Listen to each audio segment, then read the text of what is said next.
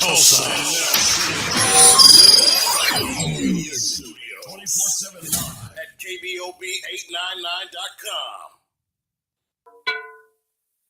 Let's start the show. Back with a brand new season. Yeah, you know the reason. It's sports talk. Man, got that. Drone and Yo. Stay on the go. Look at the sports fans in this show. Kudos to get the brand.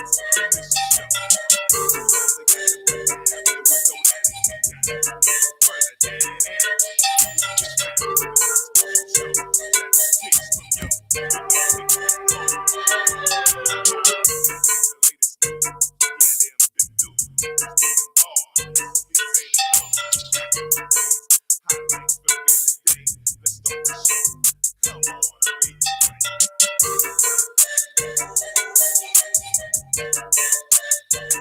than What up? It's the Dawgs Sports Talk Show.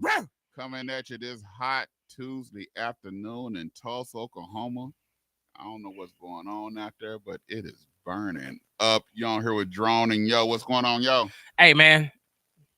It's going down, bro. It's going down. Man, Let's get ready. Hey, man. Get ready, bro. Hey, man. What you do this weekend, man? Nothing, bro. It was too hot to do anything, bro. I stayed in the house and watched movies and slept. I'm trying to think. What did I do this weekend? Bro, it was too hot to do anything. Oh, no. We went to go see Quiet Place, day one. Yeah.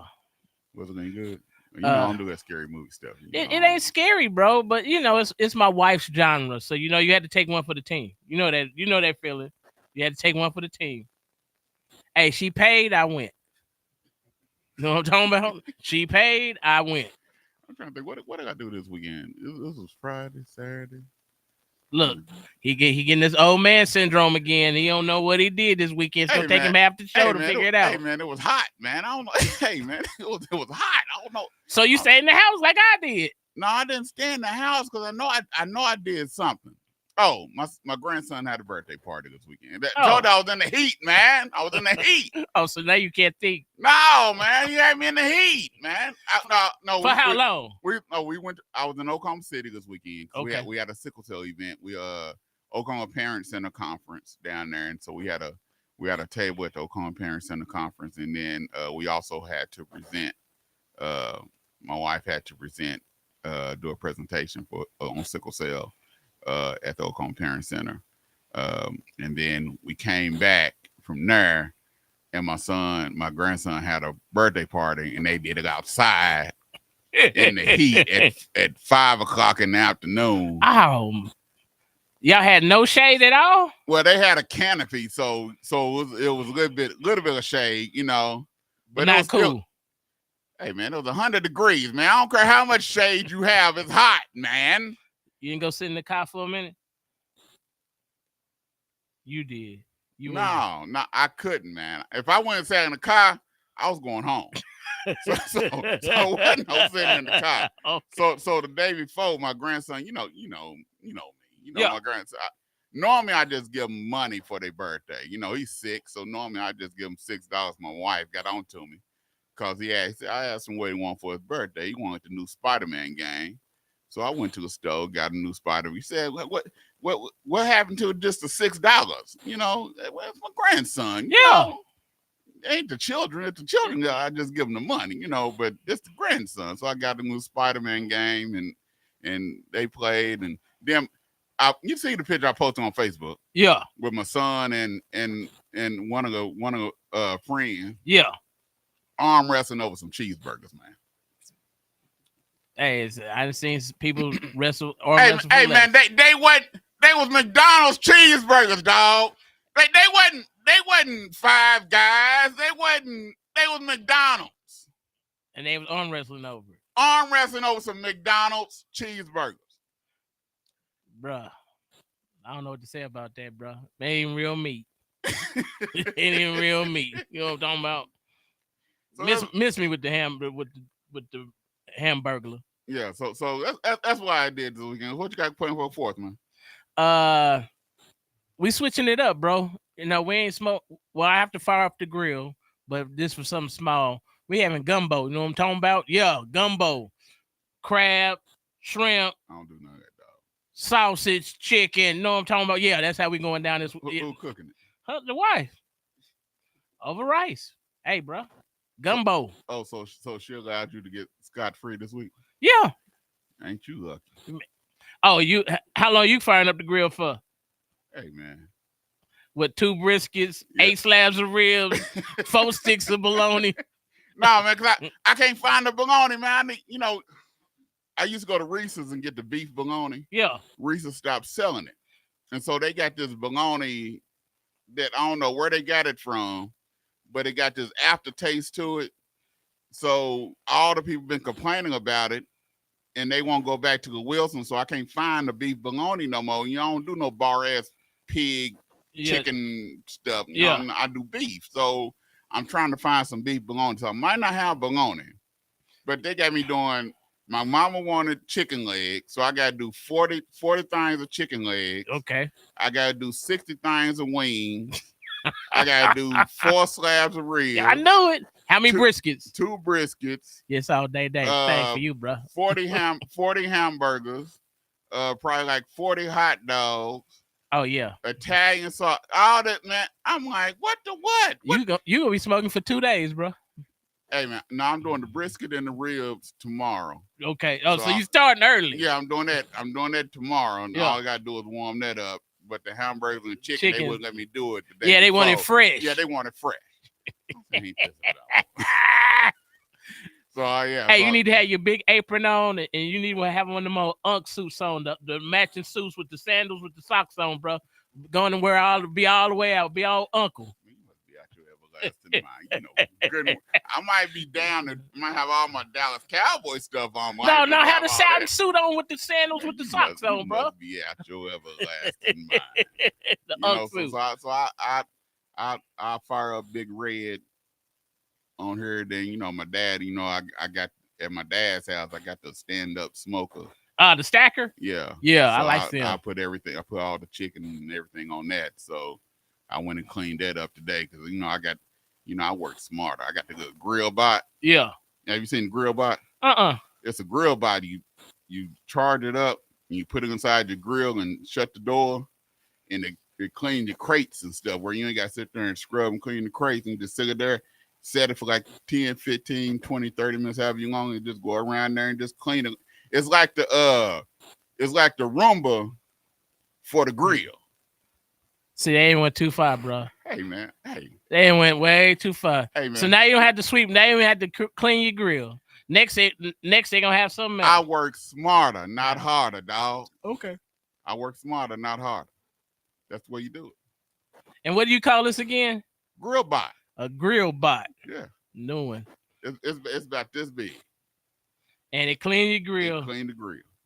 And all you gotta do is sit back and wait. Sit back and clean the crates.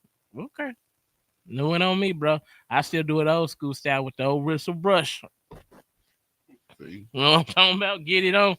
Then I smoke that thing up. That's why you, and I'm me. But I still use wood. You use I use wood too. Okay. My pellets are wood. Pellets. I put a whole log off in that thing. I put a log off in that thing. I do smarter. He do harder. No, I do it the old school method that works. I'm supposed to bring in the coaches. We got 3 coaches here. That know something about barbecue. We bring them in. They know something about barbecue. We got 3 coaches here. Now, we're in Oklahoma. Yeah. One of the smoking capitals of the world. Yeah.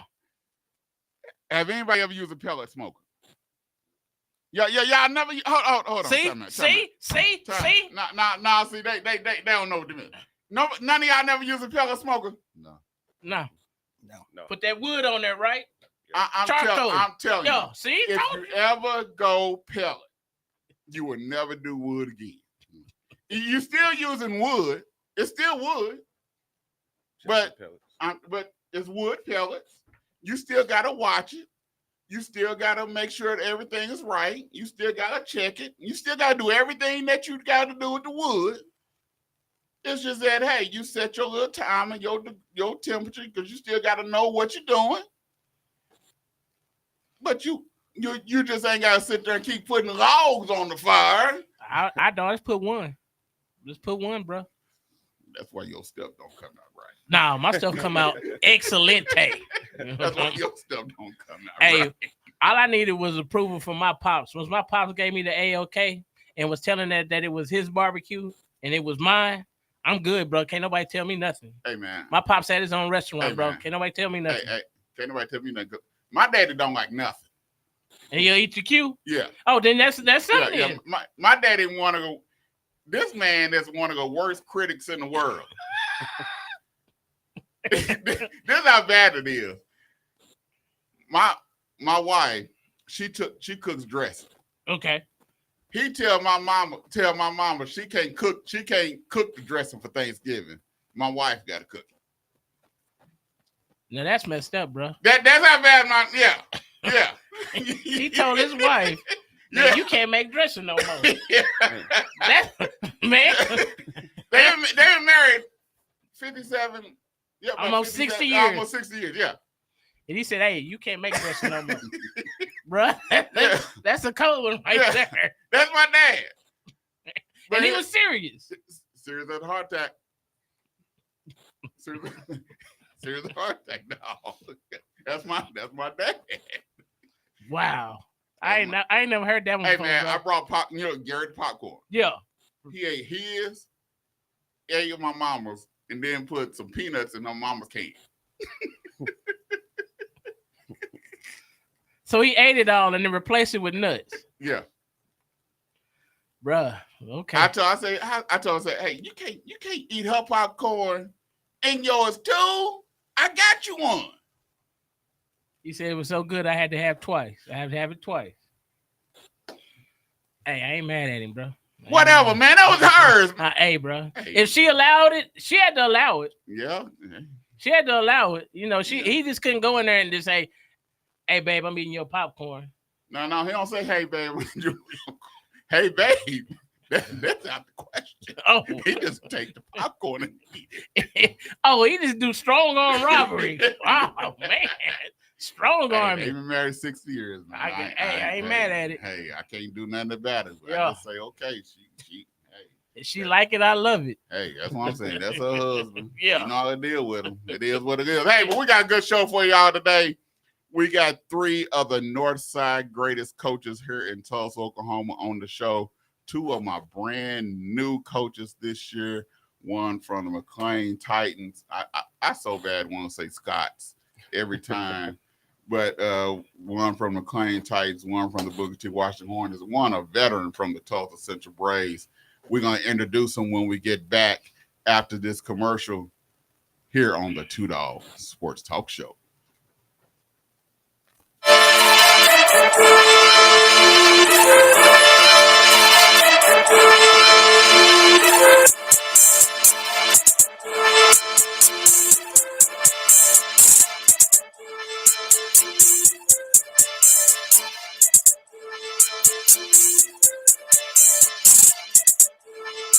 Resume.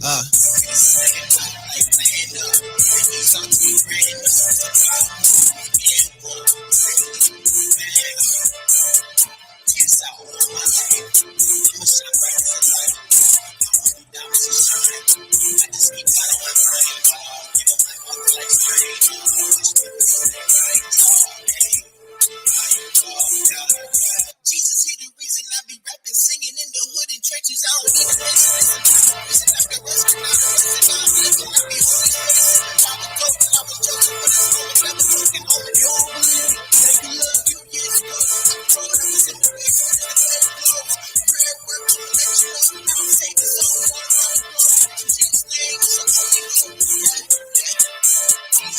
need a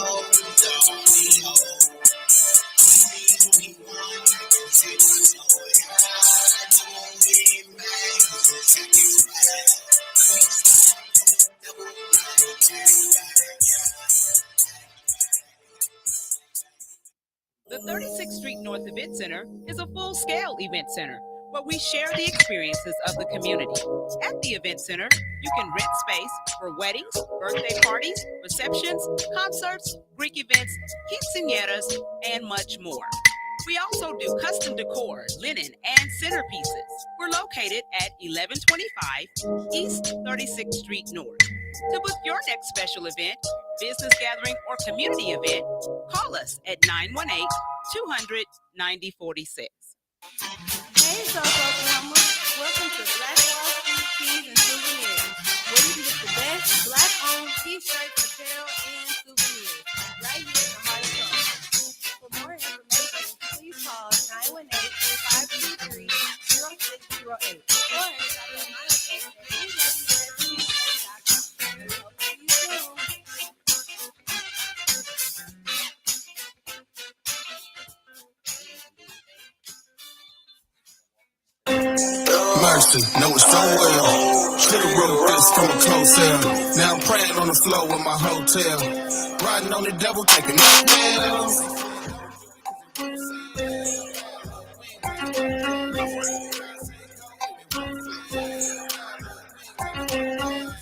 What did you think? Driving my supply is the king. Hiding, I ain't flying with the beast. I'm a ride or die for what I believe. What's that? You might find me a seat. Oh! Think I'd like 500 G's. No. I can get by and still I provide for my seed. Never having to feed yours for mine. Playing for a hater. Putting their face like Laker. Rock like a layup. Ever since no hand drop the stock, been well.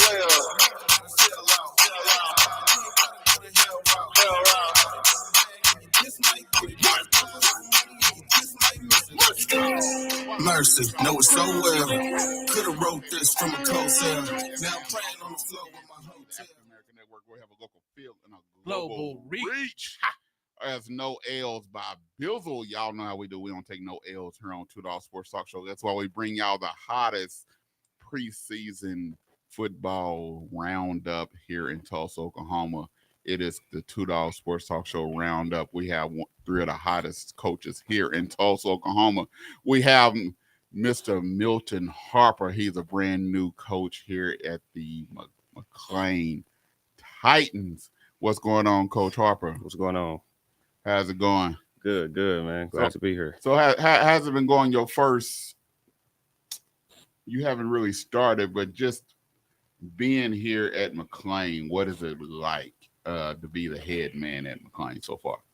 Man, it's been a great experience for me right now. The big difference is more of I got to tend to, all these kids now, instead of just helping out the other coach. Now they looking to me, and that was my biggest thing that I knew that I had to, step in and be the main guy for them kids. So what was that? What was that transition like going from assistant to now you're the man that's calling all the shots. Right. That you're not that one that they can go to when the head man get on to them. Now you're the one that's getting on to them. Yeah. Just it's not too much of a big difference for me because I already kind of they know how I am. So now me being the one that getting on to them, I just want to build a different culture so they can understand it more. But it been okay. It ain't been too bad though for me. I already kind of put myself in my mind frame for it to be ready for it. Now we have another new coach here. He's at his alma mater, Coach Dan Bitson. What is it like, Coach? This is your second time on the show. We had you on when you was over at TU. What is it like to be back at your alma mater coaching and being the head man at Booker T? Well, first of all, thanks for having me on the show. I mean, the last time I was here, I think we had a COVID year, and we couldn't actually get in the studio. So I get a chance to come sit and see some faces and sit around some great men. So I'm excited about it. Thanks for having me here. It's great to be back home because, again, like I said, there's a certain culture and tradition that was done in Booker T, and I had a chance to witness that. It seems like some of the same facilities and some of the same things that when I played are still there. And so it's just about rebuilding what I experienced. And so for me, it's easy. The blueprint's already kind of been laid out for me. And so I'm going to just do it the way that was taught to me. We had great men that not only were in the building, but also that was around our young men. And to me, I think that's where it starts for me. It starts with respect and relationships. Now you following Coach Brown, which understood the tradition of Booker T because he was a former Booker T Hornet, and he laid, like you said, groundwork of that tradition. What is it that you're looking to carry and go further with their tradition of Booker T? Well, I can't tell you exactly what Coach Brown did because I wasn't around. I was at a college, so I didn't really get a chance to look back and see how things were done at Booker T back then. I just watched from a distance. But for me, I mean, it's like I said, it starts with respect and relationship. So I've been there about 2.5 months now, and it's a matter of just learning every kid's name and understanding every kid's personality and every kid's character because it's a little different. Kids are different now. You know, they prefer to sit in and play video games opposed to going out in the hot sun and putting in work. And for me, we went outside when the sun came up and we had to be in when the street light went down. And so it's just a little different. So again, it's getting back to some old values. It's just making sure kids understand what the big purpose is when I wake up every day. What's your purpose? You know, and that's what I'm trying to get across. And for me, that's kind of what drove me. I wasn't necessarily the best at Booker T, but I was going to work harder than everybody else to get where I wanted to go in my future. Now we have the veteran of the group that's been on this show more than 2-3 times, Coach Shaw of the Tulsa Central Braves. Coach, you're coming in this year and there's great expectation for your team this year. What is it like now this year with the expectation being raised? So first of all, let me say I always appreciate coming and speaking to you two, being a part of your show. You know, it's a great show. You know, the expectations are what they are. You know, last year we were a really young team. We lost 8 seniors. Got a lot of, you know, when you have your whole line basically coming back, we got really, really good young quarterback out there. And we got great players on defense. So hopefully, you know, all that translates into more wins. You know, they've sure done their part during Summer Pride, showing up every day, working hard. So, again, you hope all this translates into more wins and we beat everyone's expectations. So, you say you was really young this year. And last year, yeah. And this year you have more experience. What does that do for your program? Well, they know what to expect from us and what we're demanding of them. You know, our culture, which I tell people all the time, had I not been an assistant in a high school program before I took over, I'd have failed. You know, coming from college and trying to do this would have just, I don't know how coaches adjusting, but it would have been tough for me. But those 3 years I spent as assistant, you learn that the kids are different, what they need and what you want around them. So for me, I got a great staff. They help me get those guys ready. They do a good job of just being great men around them. So this year we're a little older. We took some lumps last year. We won some games, but we took some lumps. And so all that experience right there is going to help them when they're out there and we get in those tight games and we get in those situations where in the past things might have been too big for us and now we can handle them.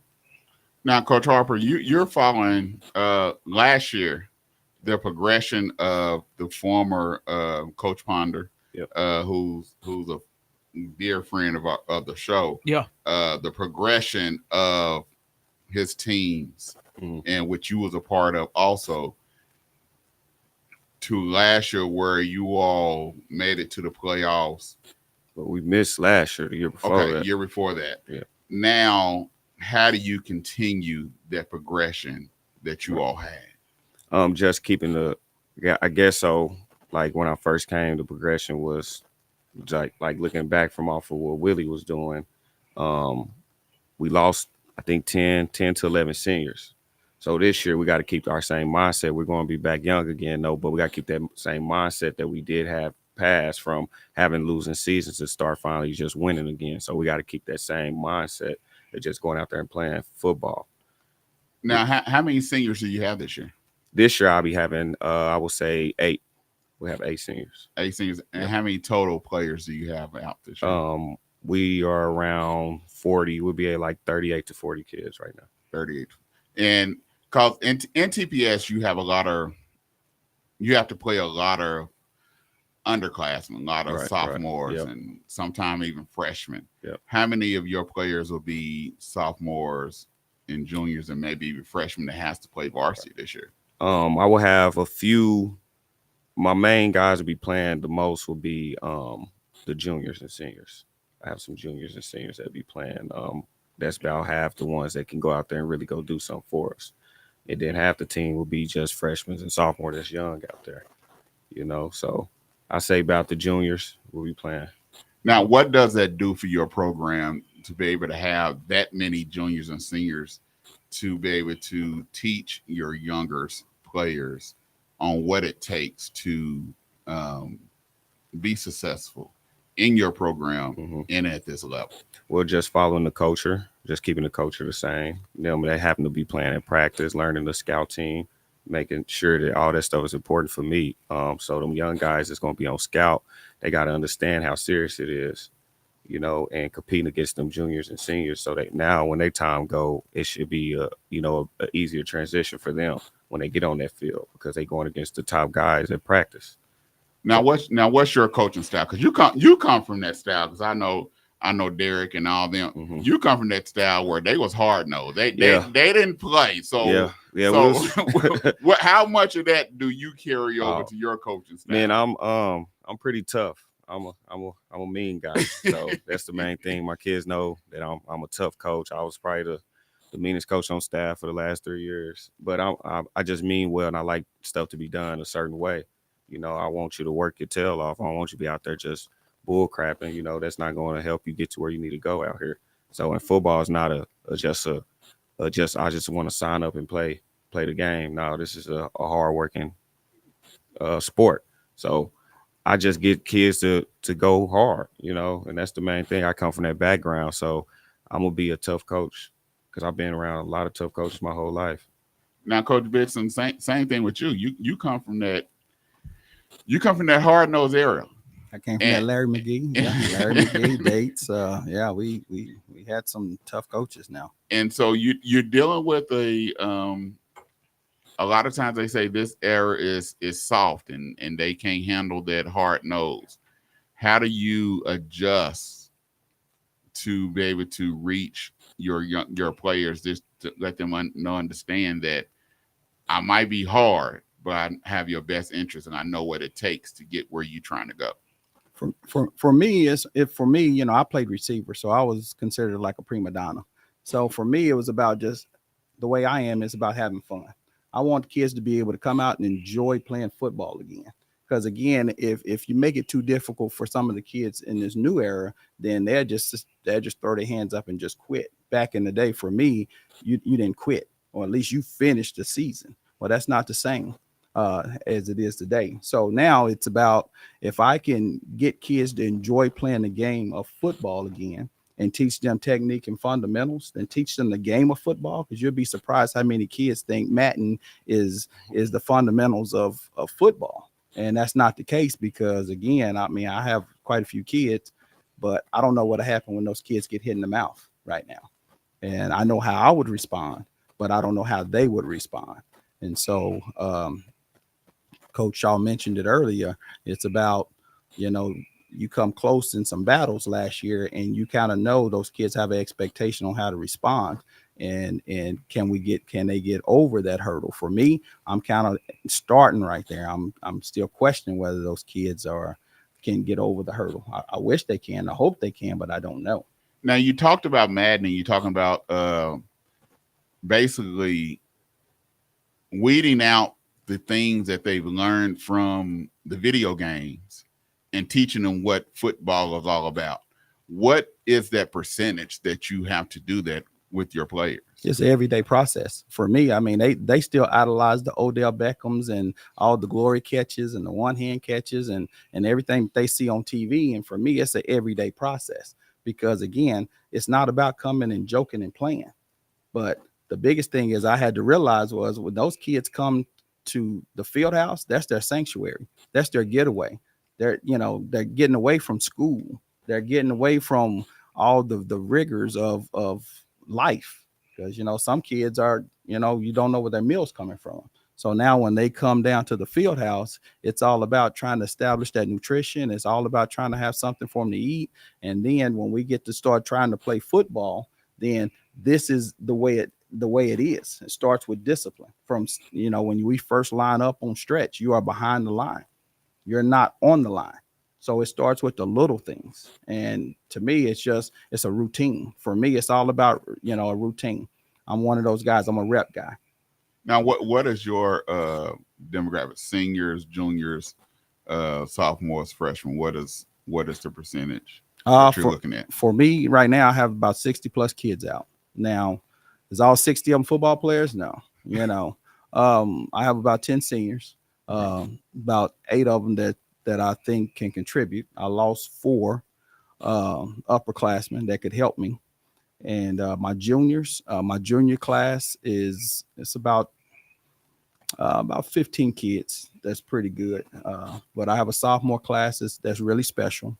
Probably one of my best players is a sophomore that played last year as a freshman. And so, and then I mentioned some of the other coaches. I have 17 kids out that came in as freshmen, and my freshmen work out with the upperclassmen like they do in college. When you go to college, the freshmen work out with the seniors. And so we all get acclimated together. So is there a possibility that we might see some freshmen that might be playing up? Yeah, well, that's the best player. Whoever the best player is, he's going to be out there on the field. Now, is a freshman mature enough to handle it?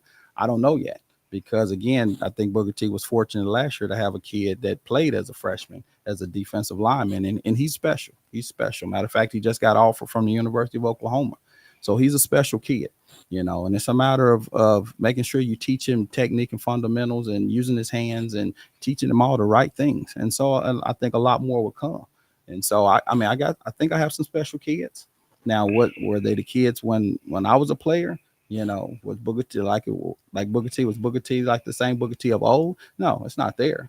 But at the same time, it's a process. Like my wife tells me all the time, it's a marathon and not a sprint. And I learn a lot from these coaches that I'm around all the time. Okay. Now, Coach Shaw, you've had some stars, some studs in your program, from quarterback to receiver to defensive line, and what is that feel to know that you've been developing stars in your program, to know that, hey, I have the capability of developing players. We just got to put it together. And that's the point. We got to put it together. We've had some great individual players, but we haven't been a great team or great program. And now we're at that point where we are a great team and becoming a great program. I always say, when your kids start policing themselves, that's when you've made strides. And that's where we are right now. Our kids are big on holding kids accountable, making sure they're at Summer Pride, making sure there's no BS around them, keeping the coaches aware of what's going on. I think the relationships we build has helped us.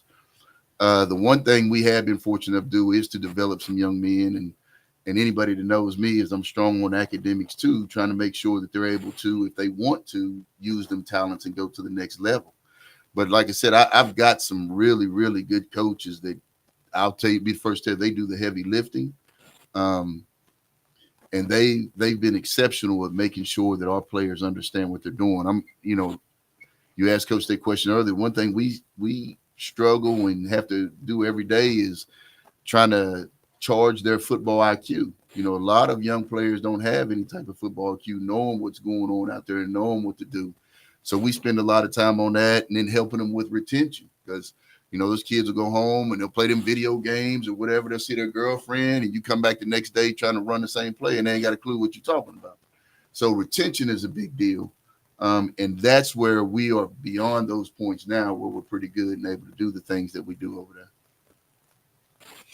Well, coaches, most of y'all, this is a new season. Most of y'all have coached before. I can vouch for Coach Benson. I know what he's all about.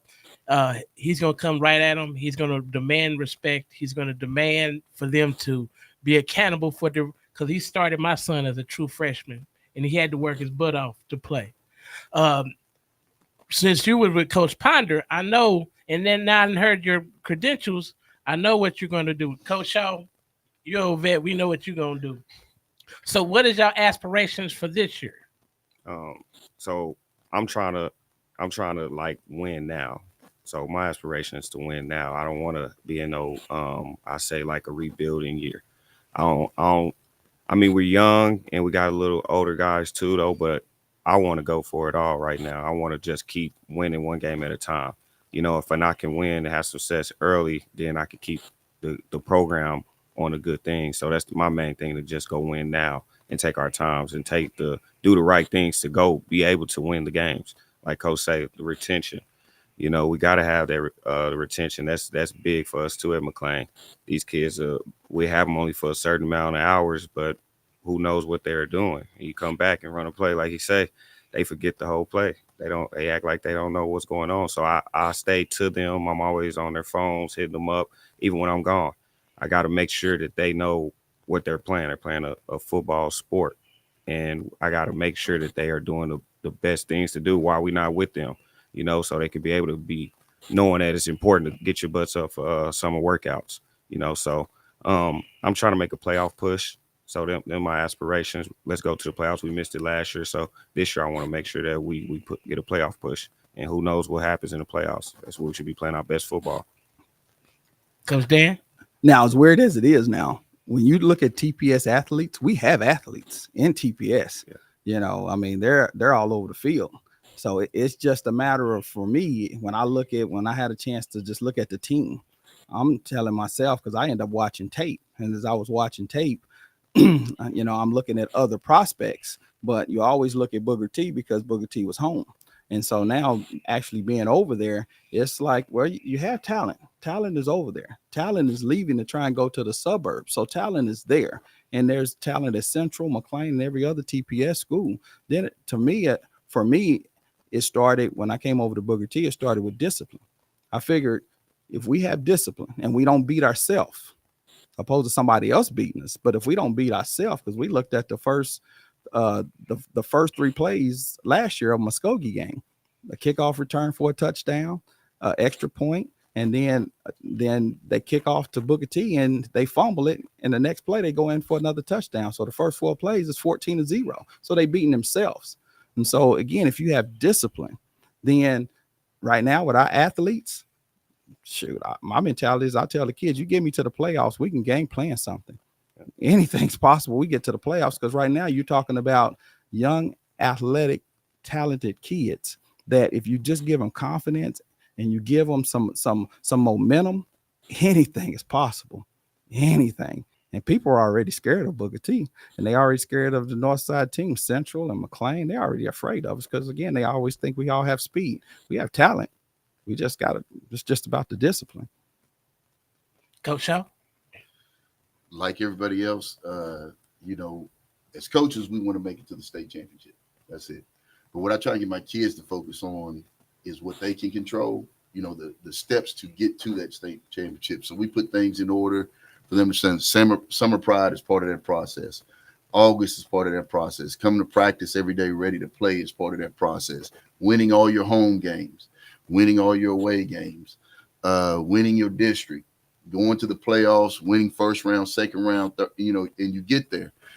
So I try and encourage them to focus less on the end product and more on what they can do to control to get there. That's what's going to make us better as a program and get us to where we need to get. Some of them, they get in there and they focus on that end thing, and something goes wrong, you know, bad game here, something like that, and they act like the season's over. You know, the one thing where we have gotten better is we became a little bit more mentally tough. Now, we still got a ways to go, but it's not in the past where the kids would make a bad play and then put their heads down for the rest of the game. Exactly. Yeah. And they're trusting each other, and you see that. You see that in the weight room. Coach Payne does an excellent job of pushing those kids. You know, he's my strength coach, and you see their body transform. So you see what they're putting into it. And so you just, again, I'm encouraged. That's part of the process to get to a state championship. You have to do this because this is what you can control. Now, what is it that that you've seen that has been beneficial to your program. You know, every year you have something that have been added to a program that you've seen that has been beneficial. You look at the suburbs, they might doing 7-on-7, or they might have different other drills that they've added to their program. What have you all seen that you have added to your program that have you seen that have taken your program to the next level? For McLean last year, like doing them team camps in the summer, that helped us out to get prepared for, you know, the beginning of the season. Because last year, Willie was blessed enough to give us some good funding for us so we can go. We took the kids all the way to Colorado, and we got to see other teams from other states and other kids and play at a good level. I still think about that time, and them kids went out there and played some good football, and I had to remind them, like in the middle of the season, like, man, remember what y'all already then took these steps, you know, especially when times get hard, like it's hard for these kids to get over certain plays or get over them humps. So that team camp helped us out. I wish we could be able to do it this year. I wasn't able to get nothing going because I wasn't the head coach yet, you know. So, but I'm still going to keep these guys, you know, working hard, and got a process for them though. But team camps really helped McLean out because they wasn't used to. I don't know from the past though, but when I got there, we didn't do too many team camps. Coach Ritz? For me, it's been about nutrition. Trying to bring it down from like a college perspective. It's about what they eat, how much they eat.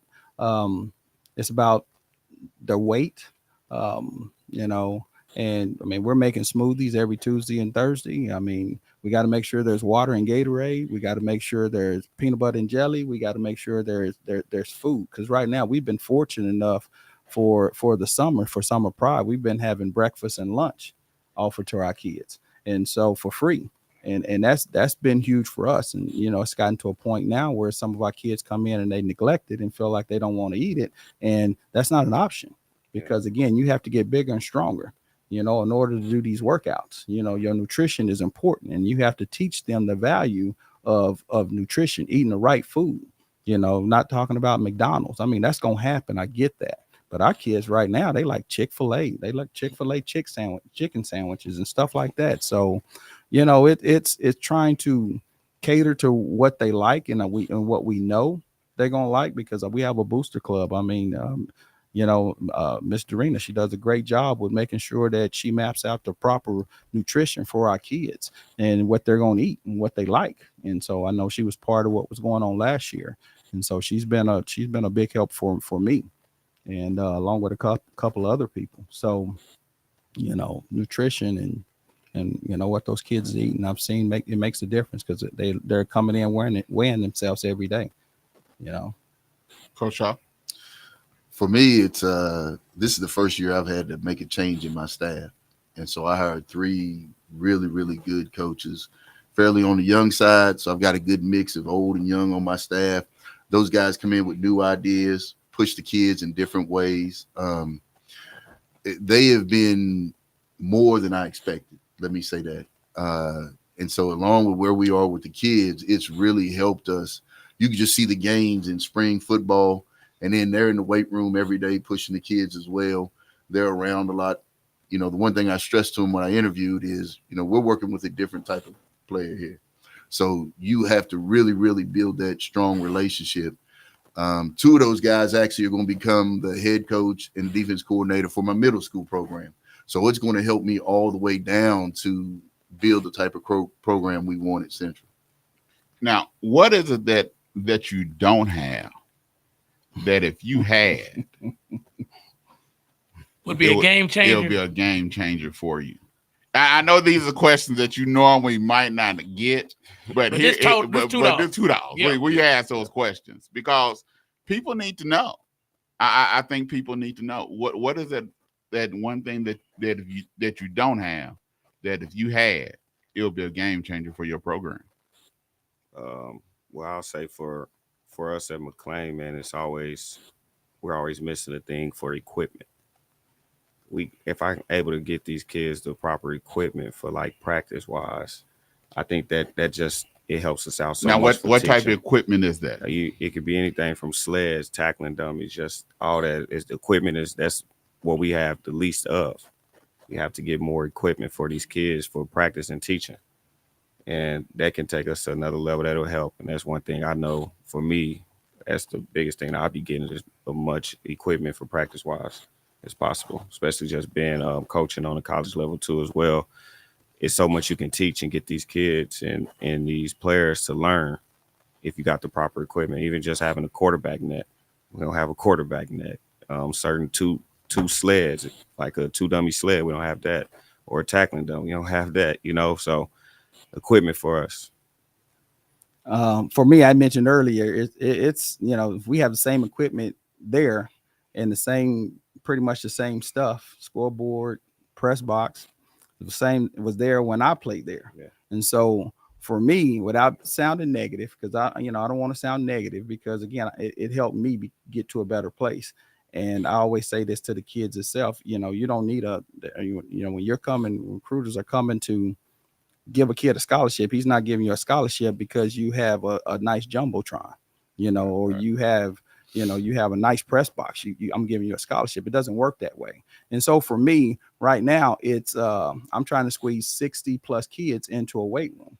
That's not big enough. So I have to split them up. I have to go with my bigs and intermediates in the weight room, and then have my skills outside doing circuits. And so again, our weight room facility is not adequate enough and again, I'm trying to have as many as 75 to 80 kids. If I want to try and do this in a big way, that's my mentality, and I may be naive about it, but I'm looking at it from that standpoint. And so the adequacy of size is an issue for me for everything right now: locker room, weight room, meeting rooms, everything. So it's just not having what we need in regards to accommodate the numbers we need to make TPS where it should be. Coach Shaw? I'm of the same mindset. For me, I'll just be honest, and everybody's gonna cringe when I say it, and that's everybody needs more money for their programs. It's a struggle. It's a struggle in our district because they're spread so thin trying to take care of everybody. I get it, but whether that comes from fundraising by us or more parent support, or hopefully we can get a windfall of money and they're able to help us from the district side. But for me, it's just you need certain things and you're not able to get them. And I'm not complaining. You know what I mean? It's just part of it.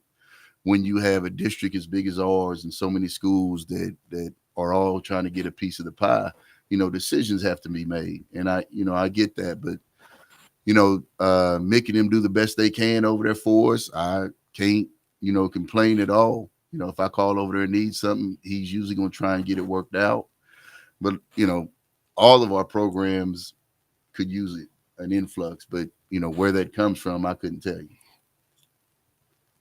So, who is your outstanding player? Who is your player you think is going to improve, and what's going to think the overall product that you're going to put on the field? I have an outstanding player coming up. He's going to be a junior, Joseph Morgan. He's been starting for us since he was a freshman. So this should be his outstanding year for him. He's matured all season from last year to this year. Right now, he's already been mature. I have another guy that's going to be coming in. Finally got a quarterback, so we'll see what he can do. He'll be young. He'll be a little baby though. He'll be a sophomore though, but it's something that McLean haven't seen was a true quarterback. So them two right there will be our top dogs that I would say that can take us to the next level. What's the quarterback's name? Austin. His name is Austin Franklin. Austin Franklin. Yep, Okay. Austin Franklin. So them, and I have a few other guys. Keaton Selfridge, he'll be our running back, and I think he'll be the one that can help us out and take us to the next level that we need to go. Them three for sure. Coach Dan. See, for me, I think I have an abundance of kids that have the potential to really raise their level of play, and that's the biggest thing for me is taking their level to a different level.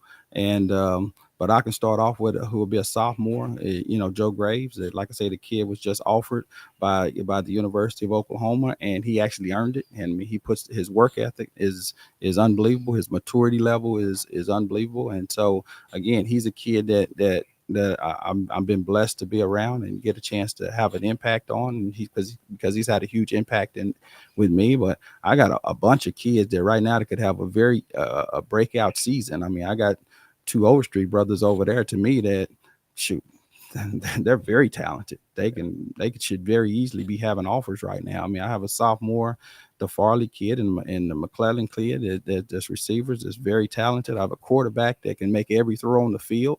And I mean, and he's very talented. He's just been plagued with injuries.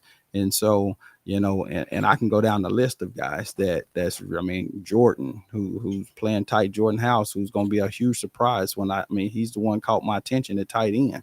And so it's just a matter of just finding out of the discipline aspect of it and the mental toughness aspect of it. And just actually, can we handle some adversity? Because our first two games and first three games, all of our games are going to be tough. But the defending state champions, Muskogee and Dale City, just lost in the state championship. So, I mean, those two teams they understand the mentality of winning because of what they did last year. And so I have a team now that has to rise to that occasion. Coach Shaw? You want me to question again? No, I'm just joking. We've got some, for me, it starts with my linemen. Denzel Reed, my big left tackle. Kaviante Walston, he's a big guard. My center, who will be a sophomore this year, is actually really, really surprised us last year, as strong as he is. He started every game last year, both offensively and defensively. He's got so much push. Running backs, I've got a lot of running backs back here, but RJ, Ryan, and Kamel Issa just did a heck of a job as basically babies last year for us, and now they have what they need in front of them. Defensively is where we got the standouts. Ralph Stokes, I can't say enough about that kid. He's a 4.0 student, man. He asks questions. He gets everybody lined up right, even the linebackers. Darius Bell, big, long defensive end. We've got some young men that on paper should win football games for us. We just needed to transpire the way it should come out. We're just excited about every one of them. Even our younger kids coming in, you got some freshmen and Keon Cooper and Damari McHenry. I'm like, Coach, the best players are going to play. My center was a freshman last year who's better than the sophomore that was there. He beat him out and he played. So, we just need all of this to come together and mesh right, and we'll be successful. Last year, if I remember correctly, you were sophomores and juniors were your offensive line last year. So now those are now seniors and juniors. We've got one senior again on the offensive line. But everybody else is still everybody else is back. Everybody else back. Denzel's the only senior we have on the offensive line. That's the thing. If we can just keep that, and again, let's be real. We got to be able to keep our kids because somebody's always fishing in our pond. It just then we'll be successful. But like I said, it speaks volumes that they keep fishing in your pond with all the students that they have. But it's a shame that they coming over here to fish in your pond. Mm-hmm. Yeah. But something though, it's always kind of been like that though. Even coming up, Jinx or the suburbs. I'm not gonna call any names out. Let's say the suburb schools came and got their fair share of certain individuals to fill in spots. It's kind of always been like that. But now it's to a point now where it's becoming really bad because now they're draining the pond. They're not picking out of the pond. They're trying to drain the pond. Now let's talk about while we're here. Let's talk about this transfer portal. Let's talk about this transfer portal. Hey, we on $2 Sports Talk. Yeah, that's what we do. We talk about it. We keep it 100. We don't go dirty, but we talk about it. Yeah. Got you. The transfer portal for high school, which is the craziest thing in the world. How has that affected your program? I've heard how it's affected the basketball program, especially with them during summer league and And it has not just affected Tulsa Public Schools, but it's affected suburb to suburb in the basketball program. How has it affected football, the transfer portal? And how does it work? Well, for us, I don't know what's the effect for us at McLean. My biggest thing is keeping them away from all that. Whatever they doing out there, I got to keep these guys motivated, to don't even try to think about it, because now it's open. Our kids is very highly persuaded by anything. I can say that for us at McLean and TPS kids. They see anything, they get persuaded by. So what I'm doing right now is still making the thing attractable for my kids. So whatever they doing out there, you can get a scholarship here at McLean as well. So I got to preach the same thing. Hold on, time out. So you all have made it where you can get a scholarship? What type of scholarship? Well, I'm saying you play football now. You can go to school.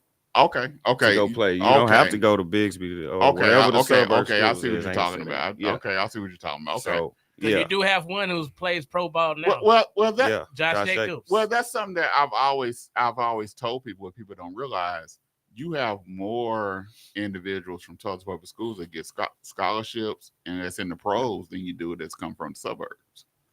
And people don't realize that, and parents don't realize that. They think because, I send my child to the suburb, they have better opportunities. No, not necessarily.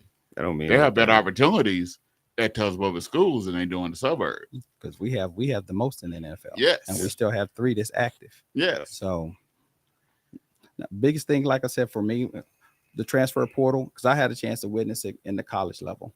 And normally a kid would hit the transfer portal because he saw where he was on the depth chart and he wanted the opportunity to go and play somewhere else, just the opportunity to play. Now it's to a point now, and I knew it was going to trickle down to the high school level. Because again, you talk about the transfer portal, but the NIL is going to be an issue too, because everything is going to trickle down. It'll be a time when they're going to pay a kid to come and go to their school and say, okay, you talk about a better situation of trying to get to college. TPS has athletes, and you got quality coaches in TPS. I've been around these young men now. And so now you have to ask yourself what is going to be their next selling point. And, they try and use facilities and you try and you try and use that because it's not academically. We have some of the best academics in the state. We're number 1 academically in the state of Oklahoma.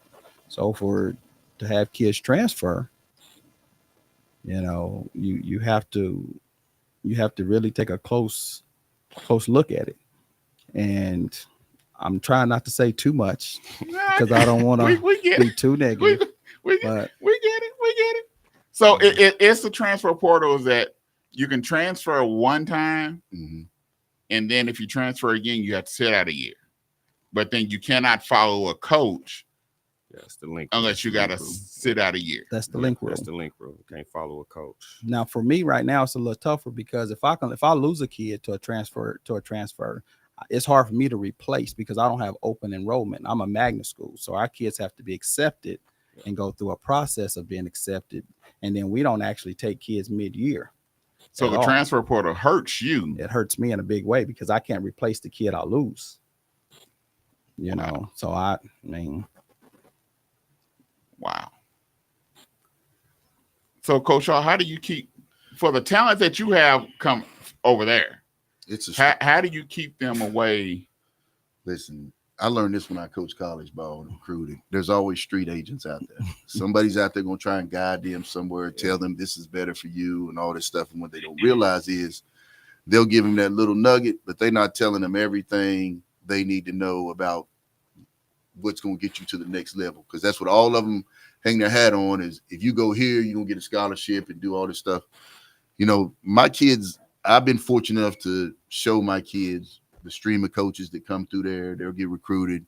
I make sure they introduce themselves like young men are supposed to do. What I'm trying to rely on is my coaches and myself, our relationship with our kids. But like I said, then it comes down to, who are they listening to? Now, I'll be the first to tell you, I'm in a position where my players will show me the texts that they get. You know what I mean? It'd be easy for me to do what I should do, but I'm not built like that. You know what I mean? So I let them handle it. I rely on them and their loyalty. And you just kind of hope that it works itself out, that you're never put in that position where, you know, you're going to lose a kid because for some reason there's this stigma. I'll say with Central, there's a stigma with Central. And I can't tell you, every time I talk to a parent or they come, I say, when's the last time you've been in Central? You know, I can't tell you the last time we had a fight. And I'm the dean of student behavior. So I would be the one that would know, you know, so it's like, and they need to come see it for themselves because, you know, the culture of our football programs changed, but the principal's done a good job changing the culture of the school. So, you know, a lot of our kids are just in love with both. And so we've been pretty fortunate so far. Let me say that. So is it a process of talking to the parents and the students or the players? But now you can't even communicate with it's a new thing where you can't communicate with the players now without having a parent. Yeah, there's a new state law. It's a new law. It's a new law that just came out last week. Although I did get an email from that says it's talking about one-on-one. You can still have the groups. Yeah. Okay. But you can't. Well, I know you can't text. A teacher cannot text another student one-on-one. That's how it is now. Same way for coaches. Yeah. For everybody. Yeah. It's for everybody. You can't have any one-on-one interaction with a student without a parent or guardian. So do you think that will slow some of this down, or do you think it will? There's people going to go around the rule. Street agents. You know, you and I both know that they're gonna beat the rule somehow, or just ignore it and do what they do. You know, it's just harder. Because again, you're talking about the state policing it, and so right now, it's I mean, if the state has to police it, you're going to be picked individually, probably more than likely. But right now, for us as coaches, for me, I know it's going to help if a suburbs coach reaches out to one of my kids. I'm going to ask him, well, let me see it. Mm-hmm. And if he reached out without a parent or guardian, hopefully the parent or guardian does a better job of integrity and honor and loyalty to something, to hopefully your school. Right. So do the most of the time that is it a assistant coach that's reaching out, or is it? You know, it's hard to say only because, it's hard to say. Just you got all these 707 groups and AUs, and you don't know who's. I mean, everybody's talking to your kid. Different groups. Yeah, it's just different people. So it's basically like it is when you go to in the pros where they say no tampering rule, but you're at all these different events together. That's right. You can't really control it because how you gonna tell me I can't say what's up to someone I see and we in the right. And the majority of the time, it's probably, guys that hang out with each other. It's players. They hang out with you, and they're influencing. And they might be saying, hey, my coach like what you do. My coach seeing what you. Yeah, there's different variations of it. Like I said, the biggest thing for me is if you don't want to be at my school at Booker T, don't waste my time. That's fine. My only challenge is if you leave, I want to have the ability to be able to replace you. And because of our magnet situation, it makes it difficult for me that I've learned in the last 2.5 months. And so, Okay. All right. Hey, we try to get to the nuts and bolts of it, see how it is, because I just think that it's an unfair playing field, and a lot of times people don't really realize we holler about the coaches is not doing their job or the coaches can't win, but if you're behind the 8 ball and you don't have a fair playing field, it's really difficult to do what you need to do. And you going against teams and schools that they have everything in the book. They can go both ways because they got all the players. Well, if half my players are in the suburbs, if I get all them players back, well, okay, now I can go 2 ways and I can have the players that I need to compete with those teams. So it makes a big difference. But Two Dog family, I'll be honest with you. I mean, it's always been like that. When you have a suburb and they're funding and supporting that, it's a lot of things are going to be better than the TPS schools because again, it's such a big district and you're trying to be fair to every school. Even when I was fortunate enough to work at McLean, I mean, I wanted McLean to have everything Booker T and Central and everybody else on Memorial was having. So now that I'm fortunate enough to be at Booker T back home, it's like I understand. Like if I get and I receive, I think, Central or McLean or Rogers, they probably deserve as well. So I mean, it's a big fight and a big battle when you're trying to take care of all the TPS schools. And like Webster's starting to bring football back. They deserve just like we do. So I mean, it's tough. Yeah, it is. So, who's your first game of the season, Coach Hart? Central. Oh, we get the Soul Bowl first game. Soul Bowl. Yes, it is. Oh yeah. Where's it played at? McLean. At McLean. Is it going to be how they moved it to us? Saturday morning? Again, or? Nah, it's Friday night. Friday night. Yep, Friday night. For right now. No, I was assured we'd be on Friday night. It will be on Friday night. Okay. Two Dawg might need to be there. Oh yeah. Man. Yeah, Two Dawg may need to be there. Okay. So who's your first game? Del City or Muskogee? No, we play Muskogee. We go to Muskogee. Ooh, they got a nice facility. They do. They have a quarterback that's the X factor. He's a talented kid. Yeah, he's good. He's really talented. So both your first two games are away, or no? My second game is Del City at home. At home. Yes. Okay. And you talk about the transfer portal, like from Muskogee, he brought in, kid from TPS, O lineman. They brought in I think the running back from Bartlesville that's really talented. I mean, that's the world we living in right now. Man. So, Coach Shaw, you was dealing with this new everything, dealing with the divisions and districts, and don't remind me. Don't remind me. So, how is that going? You know what? I think after the initial shock, I was more upset than the kids were. Let me say that. And I explained to them that football is relevant. When granted, we're not 6A and all that. I get that, but if from 2A on up, it's pretty much relevant. If you look at always try and schedule heavy on the front end. That's why we play McLean. We play Memorial. This year we get to play Booker T. You know what I mean? So it's just all relevant to me, football. So it didn't become a big issue like I thought it would. Okay. So we got McLean Central, and then third game is Booker T Central. Central. Mm-hmm. Where's that game at? Coach was good enough to come to me. It's gonna help. We going. Booker T at Central. We got it. Oh yeah, Two Dawg got to be there. Yeah, Two Dawg got to be there. Yeah. I'm a Central alumni. I'm sorry, Coach. We both Central alumni. I get it. I understand. But we might. Trey, we might have to do some. That's before it get real cold. Yeah, real cold. Yeah, we might be there. Yeah, it'd be real warm then. Yeah, Coach so has athletes I have running one all question. over the field. So McLean, what district are y'all in this year? We in District 2, so we got like Poto, Ada, Broken Bow. We in that traveling. Oh, y'all got to go to Ada. Yeah, we go to Ada first district. Y'all go to Poto. Yep. And y'all go to We don't go to Broken Bow this year. Thank the Lord, because that's a ride. Yeah, see, we played when we was in school. We played Ada. Ada. It was at the time when Child's Play came out, and our quarterback name was Chucky.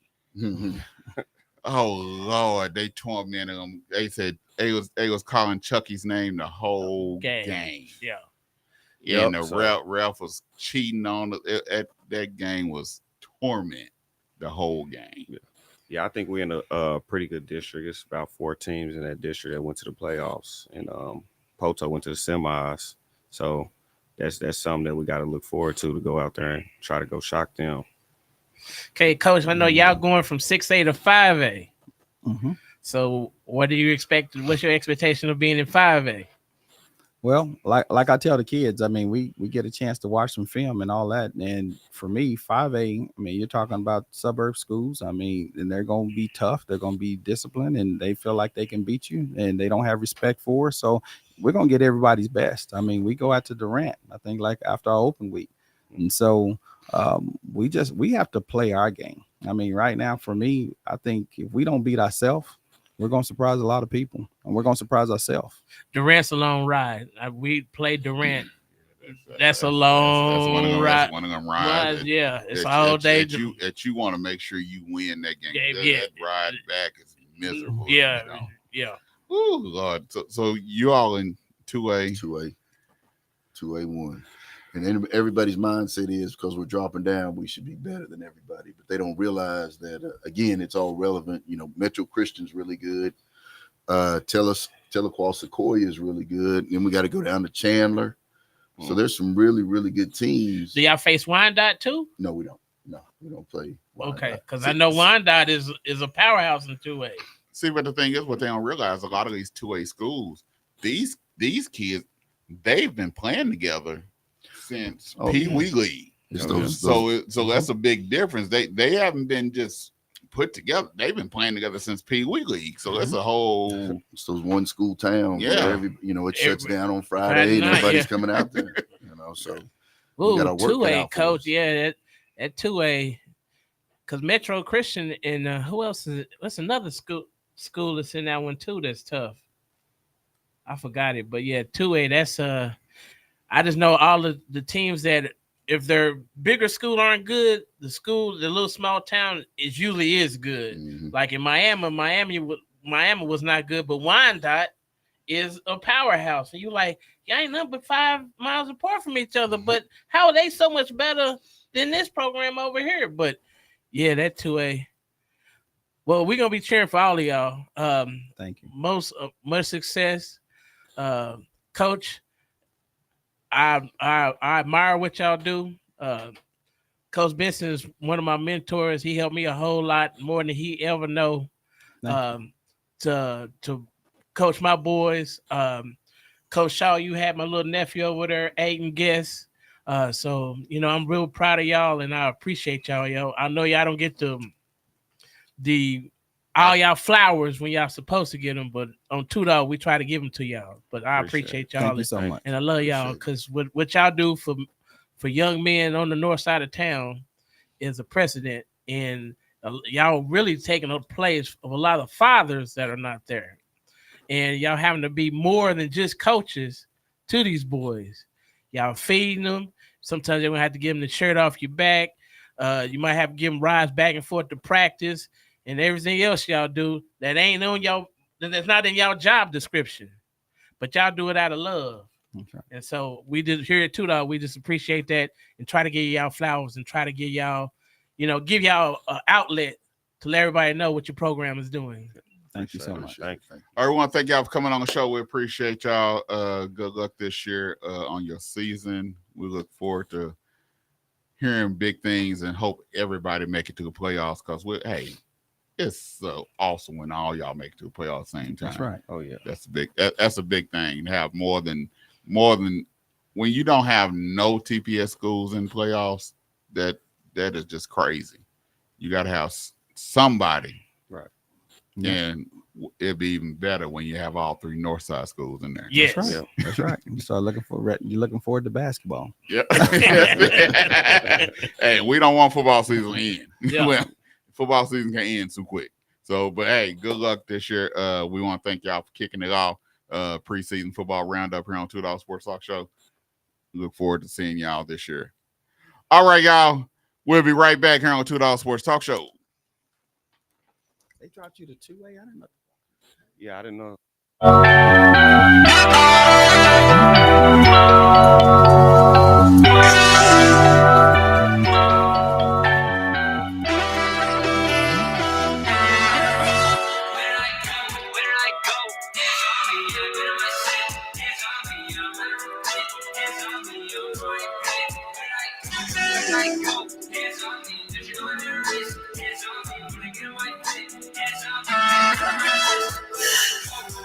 Have no more, beg no more, trap no door, act so boy, court, chore, oops, but the path solid. You was stabbed in hard from the past. The numbers again, I've been in the wind. Ain't never done a routine, I gotta repeat. Know that it covered my sins, it's coming again.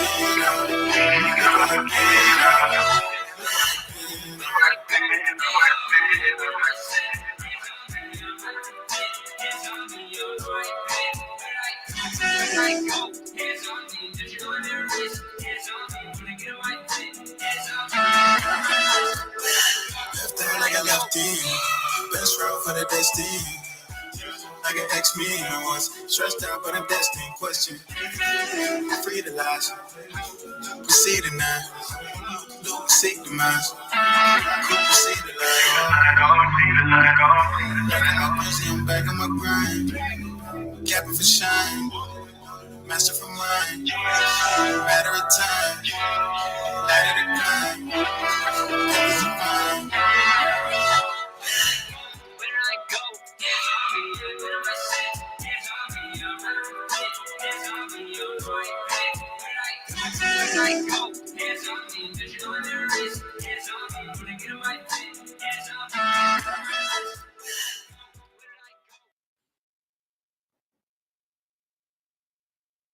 From prison to fit back into the community as productive, valuable members of society. They help schedule various classes such as anger management, substance abuse, and mental health. They also work with different programs in the community to provide job training. If you or someone you know needs help with resources in career development, employment, or housing, to find out more information, call 918-592-3500 or stop by 2121 North Harvard Avenue, Monday through Thursday from 9 a.m. to 2 p.m. The 36th Street North Event Center is a full-scale event center where we share the experiences of the community. At the event center, you can rent space for weddings, birthday parties, receptions, concerts, Greek events, quinceañeras, and much more.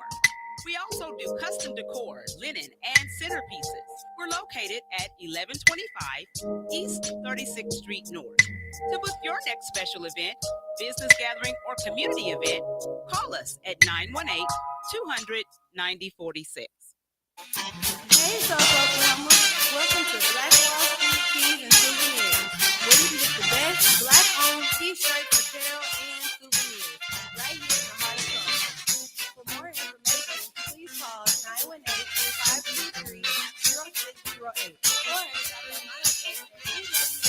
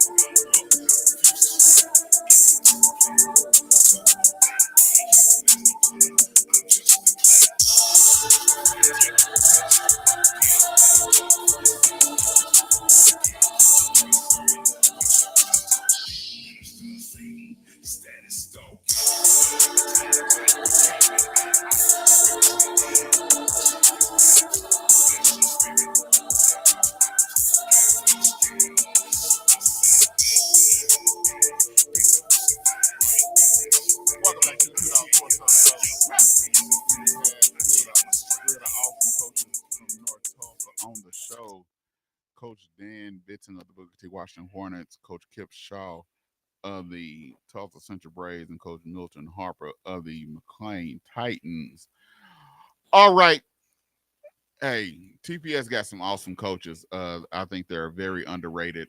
They don't get the recognition that they should, because TPS has so many schools and everything's so spread it out. They don't get what they actually need. And so it's very lopsided. I would love for them. Man, it's sad that they can't get the equipment that they need to be successful. Yeah. Simple things like a quarterback net. Come on. Yeah. Blocking sled. Yeah. Tackling dummies. Stuff that you need to practice with to make your players better so you can teach technique. And so you having to ad-lib. Yeah. When all the suburbs got all of this equipment and more. Tell me about it. Sitting over there in the corner. Yeah. Not even utilizing it. Getting new equipment every week. Yeah. You know, but hey, next week we got a hot show for you. Next week it's crazy. We got the suburbs. We got the suburbs next week. Yeah. Next week we got Coach Montgomery from Bixby. We got Coach Fred from Union. Yeah. And we have Coach Graham from Owasso on the show next week. We got the big boys. They'll all be in studio next week. Yeah. Like I said, we try to bring them all in. It's football season, bro. Yeah, that's what we have next week. The following week we have Coach Jamerson from East Central. Yeah. We have new coach at Edison, and I believe we're gonna have the coach from Rogers on.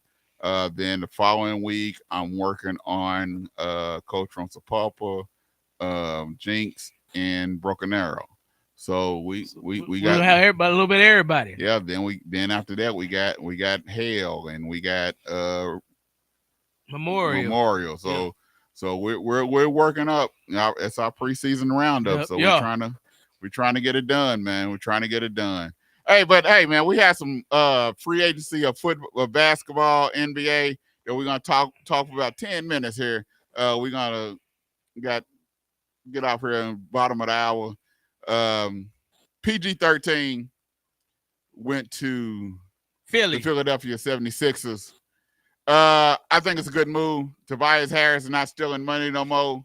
He went and stealing money from the Detroit Pistons. But hey, who cares? Because Detroit Pistons is paying Monty Williams to stay home. They paying everybody else. Bernie Bickerstaff, he's there now as the head coach of the Detroit Pistons. They got Cade. They got players at Detroit. They got players, and now they gonna pick up Tobias Harris at Detroit. But hey, the Philadelphia 76ers got Paul George, which is a plus. You know, you're getting consistent 20 game player, someone that's gonna play defense, someone that's gonna be on the offensive end, along with Tyrese Maxey, who just got an extension of 213. I think it was like 200-something million. He just got an extension. You got Joel Embiid if he's healthy, and now if you can just get that bench to come along, I think Philadelphia could be a force in that East if they can stay healthy. What'd you say, yo? Most definitely. If Embiid, George, and Maxey, that's a pretty good combination. You got a dude who can get 30, who's a MVP candidate. You got the up-and-coming point guard. So are you going to double Embiid and leave one-on-one with Paul George and Maxey? Or are you going to double Maxey and try to be one-on-one with Paul George? So, you're going to have to pick your poison. They're going to be a force in the East. I don't know if they have enough to beat Boston, but I think they might be able to give them a run for their money. The East is coming up. The East is not going to be. We don't need to sleep on the East no more. They're going to have a couple of teams that are reconstructing and trying to be there. Well, Boston going to have to make some. Boston just gave $314 million to Tatum. Yeah. They just gave $300-something million to Brown. They just gave $100-something million to White.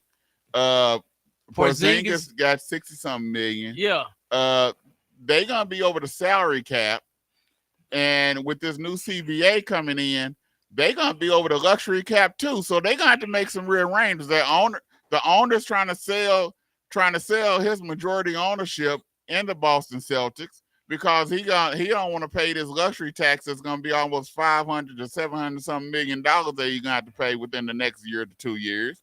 So Boston gonna have to do something within the next year or two. Because they're gonna have to make some changes. Well, it's enough money to go around. Now, if I want to know now with this new CBA, ain't enough money to go around. They'll work. They're gonna what they're gonna do is restructure some contracts. That's what I think that's gonna happen, so they can stay up under the salary cap. But it's not.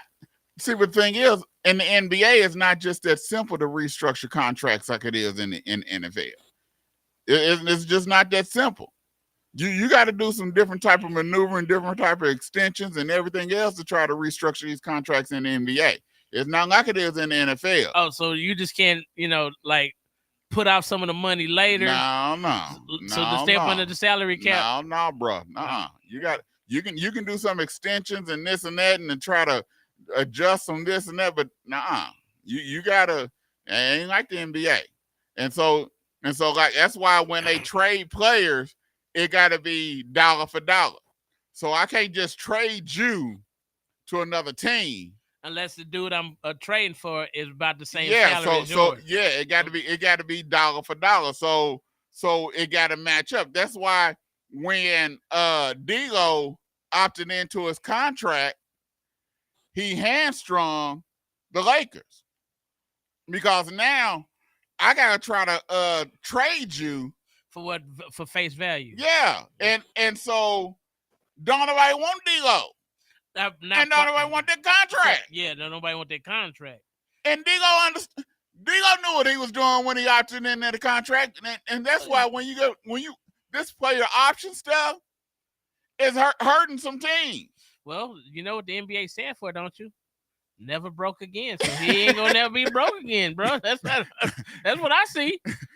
Like Tobias Harris, he'll never be broke again, bro, because he been stealing. No, who never gonna be broke again is in Major League Baseball. These folks ain't gonna never be broke again. Oh yeah, they got money upon money upon. I'm trying to figure out where these owners are making this money from. They got people that's been retired 10, 15 years and still making money. Hey, bro, Bobby Bonilla, they just left yesterday. Yeah, he still got like 10, 15 more years on that contract, and he's still getting paid. Ain't picked up nan bat, touch nan ball. Over 10, 15 years. Yeah, he had a contract. Trey, 30 years. They had to pay over 30 years. They had to pay him over $1 million every July 1st. 30 years. They had to pay him $1.4 million every July 1st. Isn't that wonderful? That's a blessing. Oh, Ken Griffey Jr. He had to get paid I think he was a 3.4. Oh, and he been retired almost. He's still getting paid. That's wonderful, bro. That's what you call retirement. That's what I'm saying. Baseball players are still getting paid. Oh, Shohei Ohtani? Yeah. His contract is deferred. So when he retires, he gonna start getting paid. He gonna be getting paid, dog. He might be getting paid $65 million a year. That's wonderful. It's crazy, man. But the Lakers, people want to say LeBron James is gonna take a $25 million pay cut for Valanciunas. How they lost their everlasting mind? That man was not gonna. He was only taking a pay cut for one player, and one player only, Klay Thompson. That was the only player he was taking a $25 million pay cut for. I don't think LeBron would take a $25 million pay cut. No, he was gonna take a cut. He gonna take a cut, but he ain't gonna take no $25 million. It was gonna be a big cut. He was gonna take a big cut. Oh. But he got it. He got it. But it wasn't gonna be for no Valanciunas, for no center. No. That was just smoke. That was just smoke and mirrors. Yeah, pretty much. So it is what it is. Lakers still ain't got nobody. They better go get DeMar DeRozan or something. I don't know what they're gonna do. They better hurry up and do it quick, because to me it seemed like the pecking order of the West, like the teams that we thought were good are chasing out players to make them teams better. Dallas did it. Oklahoma City's done it. Minnesota's done it. Denver finna do something to bolster their front line. I like what the Spurs did. I like the CP3 pickup. Yeah, the CP3, that's gonna put the Spurs. Wembanyama actually got a floor general now. Yeah, I don't see them going to getting big in the playoffs. But they're gonna be in the playoff. They're gonna be in that. But I like the play-in. I can see them in the play-in, but I also like the develop. It helps the development of Wemby. Yes. Helping with the pick and roll, the pick and pop, all that. I think it's gonna help. That's gonna his development with that on the floor is gonna be miraculous. Well, the team I think that gets an F is the Memphis Grizzlies, because I don't think Edie is gonna help them, because he's more of a offensive presence. He's not a defensive presence. They need a defensive big man. No, Edie's a defensive big.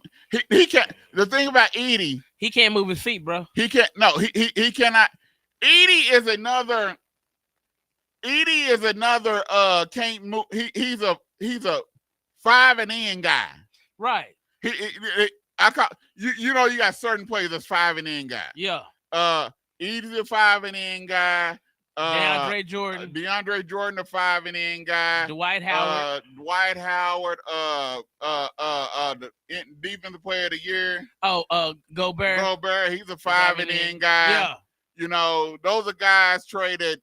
They can't play no further than 5 feet from the basket. Yeah. They defensive players and they rim stoppers. They can't play. They can't. You couldn't pass 5 out. You go right around them. Yeah, go right around. Baby. Yeah. Baby. yeah. Excuse me. Okay. That's what it is. But hey, and then so that's what he is.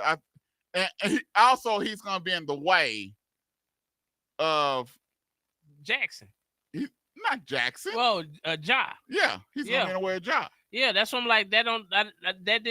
They need somebody who's gonna be able to space the floor. Not nobody's gonna be clogging up the paint. Yeah, and so I didn't like that pick. Yeah, I do like the pick by the Lakers, the shooter from Tennessee. Oh yeah. He gets buckets. Yeah, he's gonna be a good pickup. Yeah, he's gonna be a good pickup. He gets buckets. I like the trade that the Oklahoma City Thunder did. They need a big man. I like the Caruso, but I also like they got the Nick. Hardenstein. Yeah. I like to pick up a Hardenstein. Hardenstein's gonna be playing the middle. They're gonna move Chet to the 4 because Hardenstein, he's shorter than Chet, but he's bigger than Chet. Yeah. And he's more physical than Chet. Yeah. So he'll be playing the 5. Can he run the floor? Because the Thunder is a fast-paced team. I don't know. That's still remain to be seen.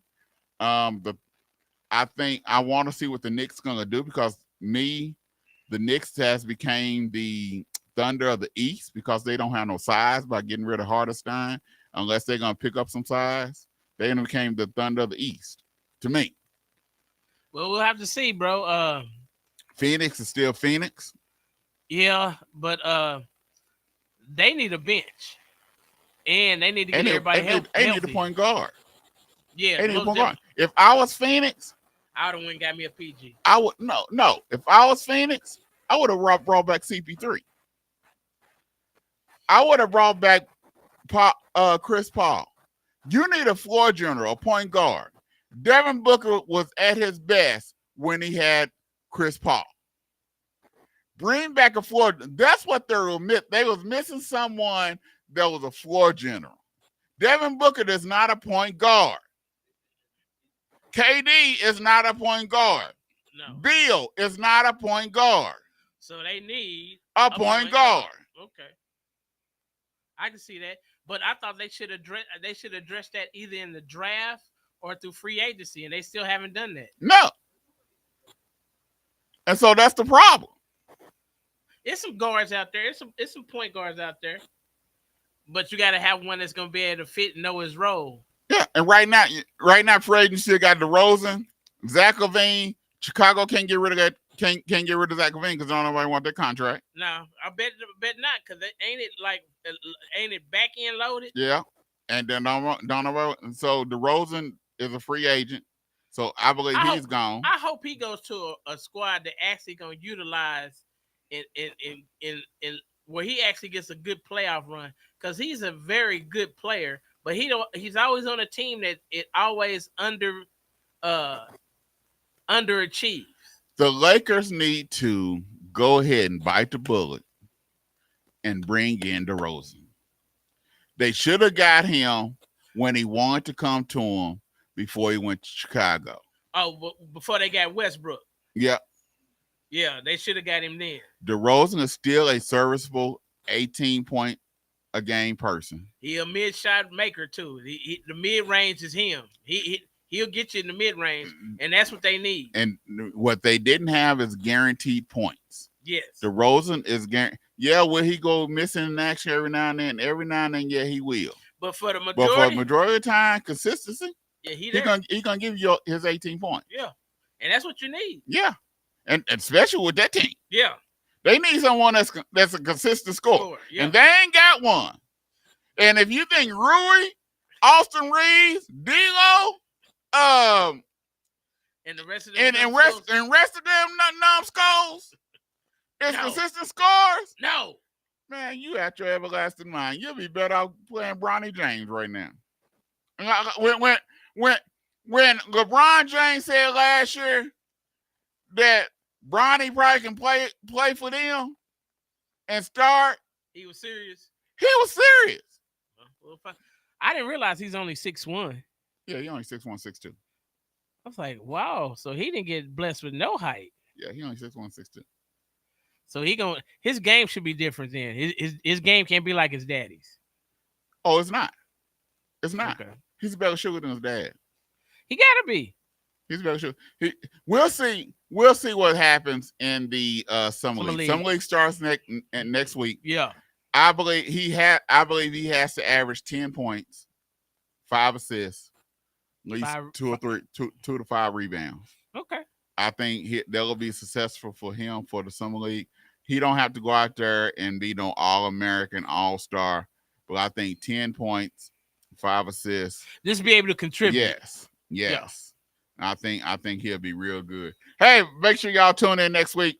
Next week we got a hot show for you tonight. Suburbs. Part 2 of the preseason 2 Dogs football roundup. Next week we have Coach Montgomery of the Bigsby Spartans, and we have Coach Fred of the Union Red Hawks, and we have Coach Graham of the Owasso Rams next week. So make sure y'all come in next week. You bark at us, we bark back. Root to the beach, y'all. Yeah.